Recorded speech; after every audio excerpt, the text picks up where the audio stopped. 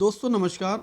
दोस्तों मैं ब्रजमोहन शर्मा आज के फ्राइडे स्पेशल कार्यक्रम में आप सभी लोगों का स्वागत करता हूं। दोस्तों मैं प्रत्येक शुक्रवार को आपके बीच आता हूं और आपको लॉ के बारे में बेसिक नॉलेज देता हूं।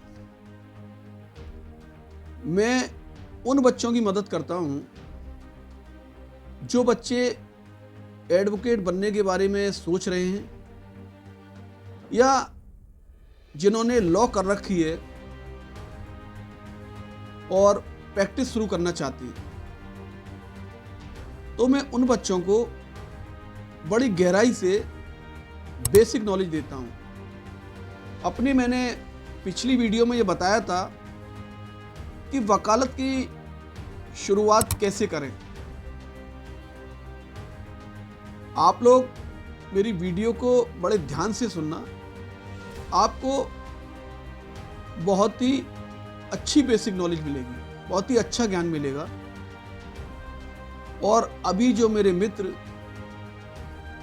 मेरे YouTube चैनल से नए जुड़े हैं, प्लीज़ वो मेरी वीडियो को लाइक करें और सब्सक्राइब करें और मेरी वीडियो से लगातार बने रहें, तभी आपको लॉ के बारे में बेसिक नॉलेज के बारे में पूरा ज्ञान मिलेगा। आप मेरी वीडियो से लगातार बने रहें। तो दोस्तों पिछली बार मैंने अपनी वीडियो में बता दिया था कि वकील को कैसे चुनना है, सीनियर को, और कॉलेज से लॉ की डिग्री लेनी है।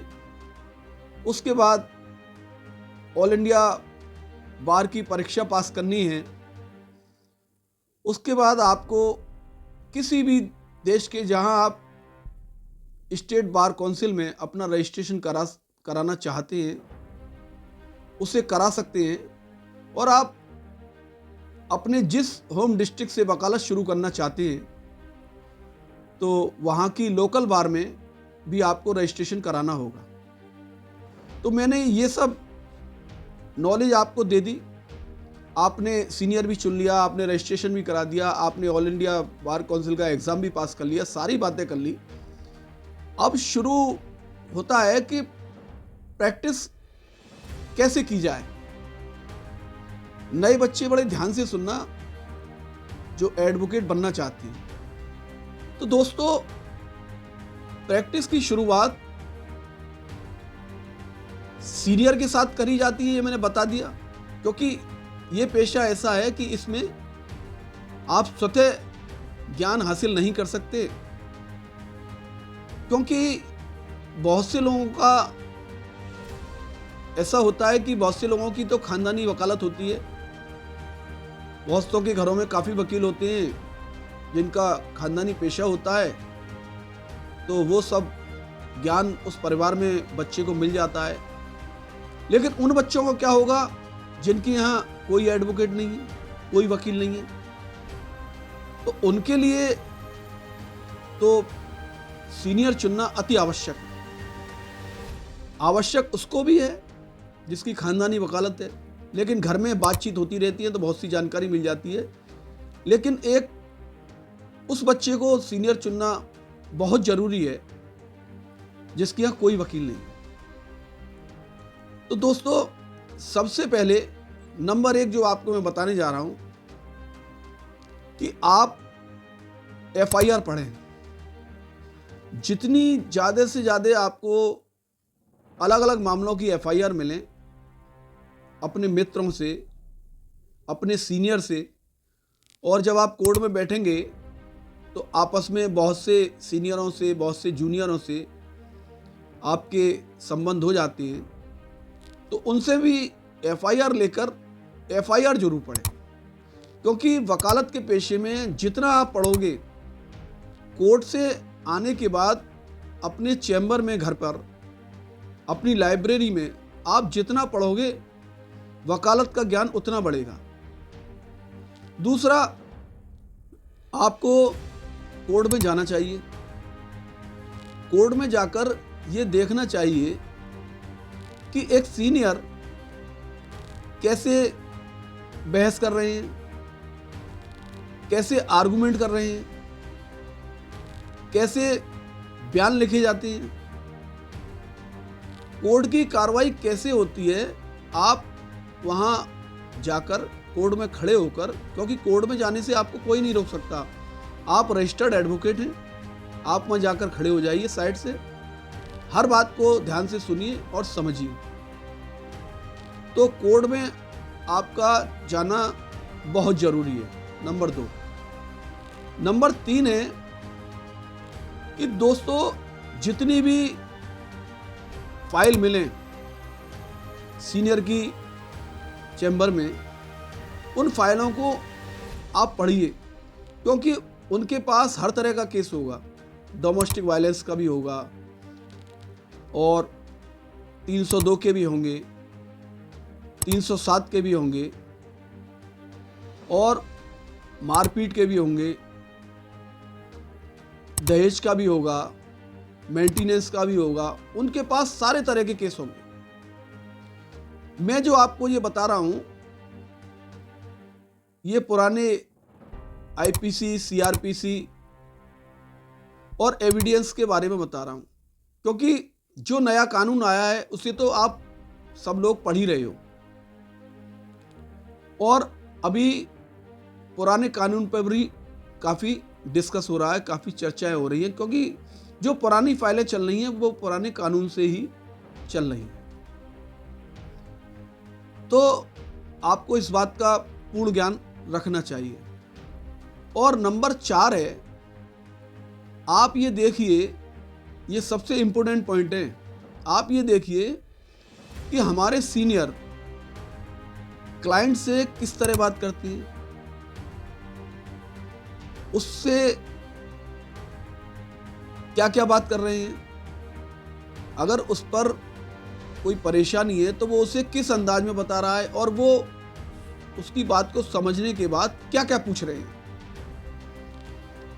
अगर आप ये नहीं समझोगे, और पहले आपको क्लाइंट की बात सुननी चाहिए पूरी तरह शांति से।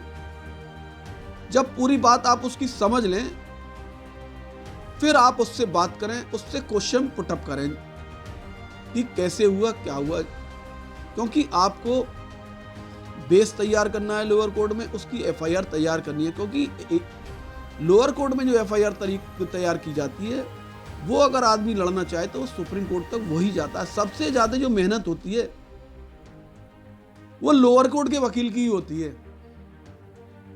क्योंकि वो पूरे केस की नींव तैयार करता है। और नंबर 5वां पॉइंट है, आप ये गहनता से देखिए, आपको एफआईआर पकड़ते ही ये पता लग जाएगा ये सेशन ट्रायल है या मजिस्ट्रेट ट्रायल है, इसमें मजिस्ट्रेट को बेल देने की पावर है या नहीं है, कि ये डिस्ट्रिक्ट जज को पावर है। तो ये सब चीज़ें आपको जानकारी में लानी है। और जो छठा पॉइंट है वो आपको बता रहा हूँ, ये आपको वकालत करते समय बहुत ही आसानी प्रदान करेगा, बहुत काम आएगा।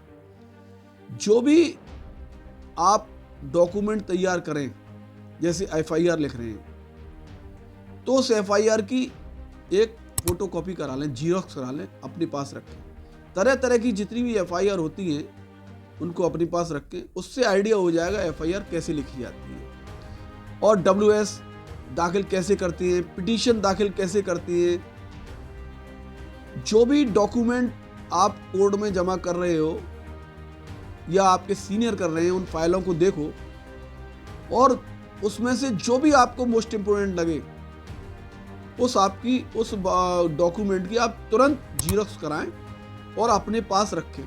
क्योंकि कोर्ट में काम करने के लिए सारी चीज़ें एक सी हैं, सिर्फ तरीका अलग अलग आ जाता है, फॉर्मेट ज़्यादातर एक से हैं, तरीका अलग अलग हो जाता है। हर एडवोकेट का अपना अपना तरीका अलग अलग है, लेकिन फॉर्मेट ज़्यादातर एक ही है। जब आप एडवोकेट बनकर पूरी तरह तैयार होगे और हर बात को समझोगे, तो आपको अपने आप महसूस होगा कि शब्दों का हेर फेर है और कुछ नहीं है। तो आप प्रत्येक महत्वपूर्ण कागज की, डॉक्यूमेंट की जीरोक्स कराकर अपने पास रखें, वो आपके काम आएगी। और अपना जो है व्यवहार बड़ा मृदुभाषी रखें, पड़ोसी एडवोकेट से भी और क्लाइंट से भी।